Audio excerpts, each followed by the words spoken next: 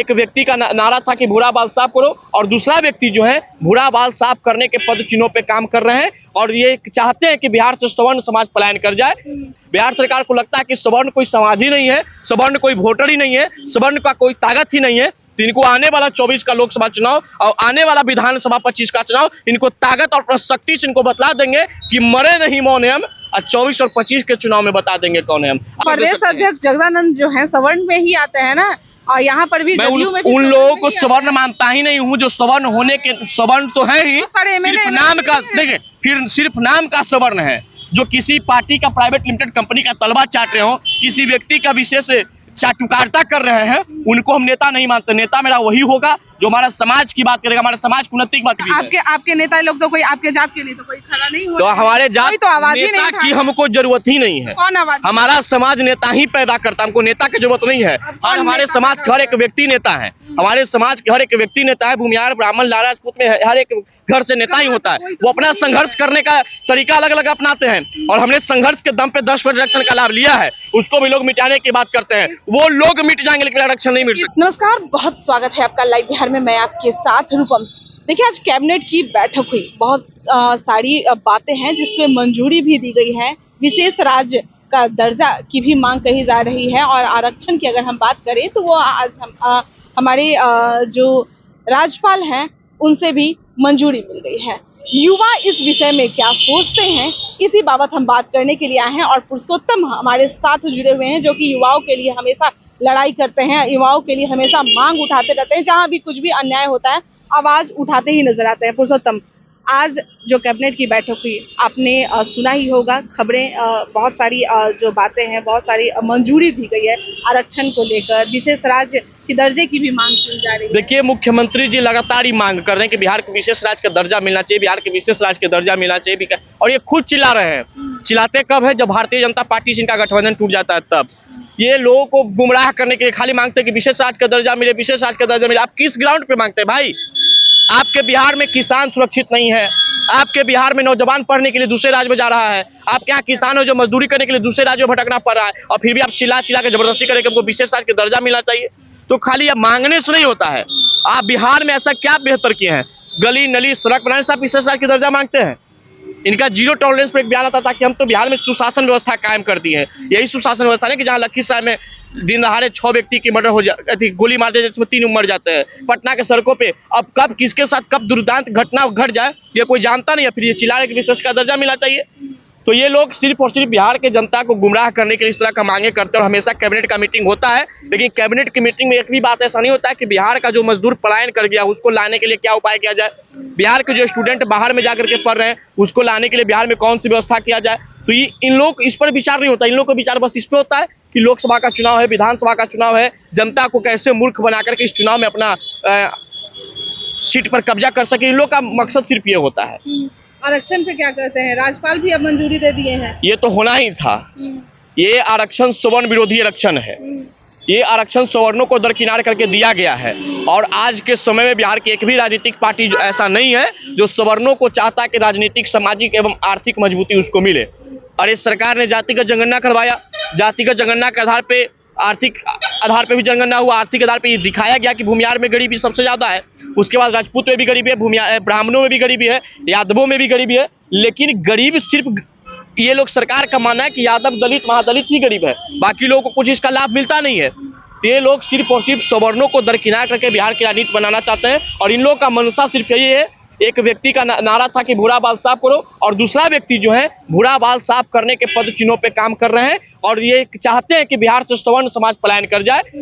इसीलिए इनका जो भी योजना आता है सवर्णों को दरकिनार करके लाया जाता है। आपको याद दिला दूं कि कुछ दिन पहले आप इंटरव्यू दिए थे, उसमें कह रहे थे कि भाई जितने भी सवर्ण हैं हम भी अपने समाज के लोगों को एकजुट करेंगे, बिहार के सड़कों पर भर देंगे, हम भी आंदोलन करेंगे।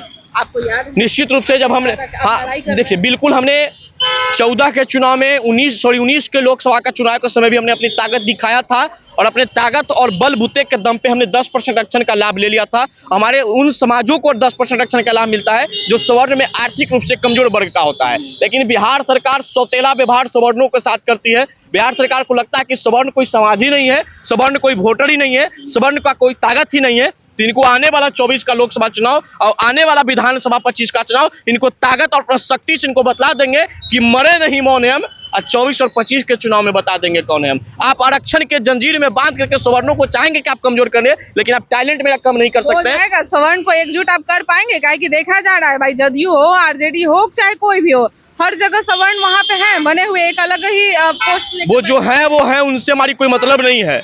जो हमारा बात करेगा मेरा वोट पे राज करेगा, जो हमारी समाज की उन्नति की बात करेगा बिल्कुल होगा। देखिए लोग करते नहीं, करवाया जाता है, लोग झुकते नहीं, झुकाया जाता है। कैसे झुकाइएगा? झुका देंगे ना। 19 में कैसे हमने झुका के 10% आरक्षण का लाभ ले लिया। वो लोग अपना टिकट के लिए देख रहे हैं भाई, इस पार्टी उस पार्टी। देखिए इन लोग को वोट बैंक की राजनीति है। ये लोग चाहते हैं कि दलित वोट बैंक को अपने कब्जे में करने के लिए दलितों का इनका अगर बस चले तो संविधान और बिहार के तमाम कानून व्यवस्था को ताका पे रख करके ये चाहेंगे तो 100% भी प्रदेश अध्यक्ष जगदानंद जो है सवर्ण में ही आते हैं ना, और यहाँ पर भी मैं उन लोगों को सवर्ण मानता ही नहीं हूँ। जो सवर्ण होने के सवर्ण तो है ही, सिर्फ नाम का, देखिए फिर सिर्फ नाम का सवर्ण है।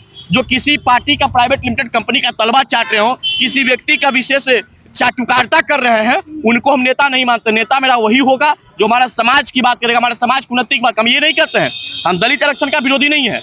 हम कहते हैं कि आरक्षण बढ़ना चाहिए। अगर आवश्यकता पड़े कि 100% आरक्षण बढ़ाया जाए तो आप 100% आरक्षण बढ़ा दीजिए, लेकिन जाति के आधार पर नहीं, आर्थिक आधार पर बढ़ना चाहिए, ताकि जो गरीब सच में गरीब है, जो वंचित है, शोषित है, उसका सही तरीके से लाभ मिल सके। पास हो गया, आप लोगों को क्या? हमको क्या होगा?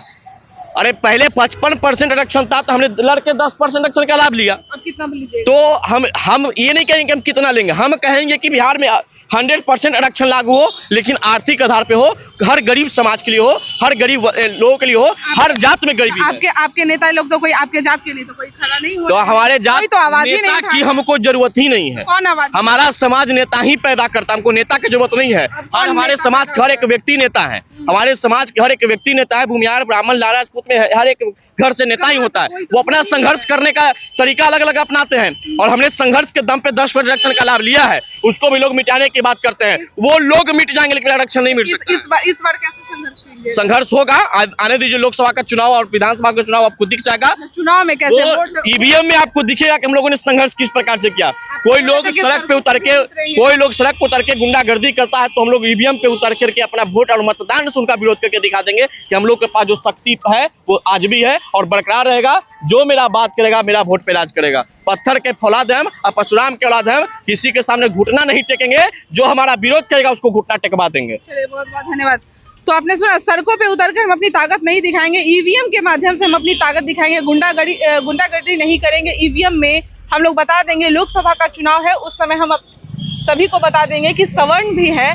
इन लोगों का कहना है कि भाई जो आर्थिक रूप से जो गरीब है उन लोगों को आरक्षण मिलना चाहिए, और जरूरी नहीं है कि पिछड़ा हो, अति पिछड़ा हो, दलित हो, सिर्फ वहीं पे गरीब है। और सवर्ण परिवार में भी गरीब है, और उन लोगों को भी आरक्षण चाहिए, आरक्षण मिलनी चाहिए। और इनका साफ तौर पे कहना है कि कई ऐसे नेता हैं, सवर्ण ही जात है, सवर्ण ही हैं, जो कि और भी पार्टी में है, लेकिन वो लोग आवाज नहीं उठा रहे हैं। तो साफ तौर पे है भाई, अपने सीट की बचाव के लिए वो लोग आवाज उठाते नहीं हैं।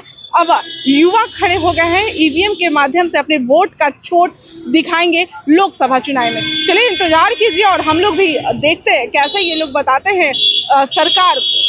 बने रहे लाइव बिहार के साथ। धन्यवाद। लाइव बिहार YouTube पर सब्सक्राइब और Facebook पर लाइक जरूर करें।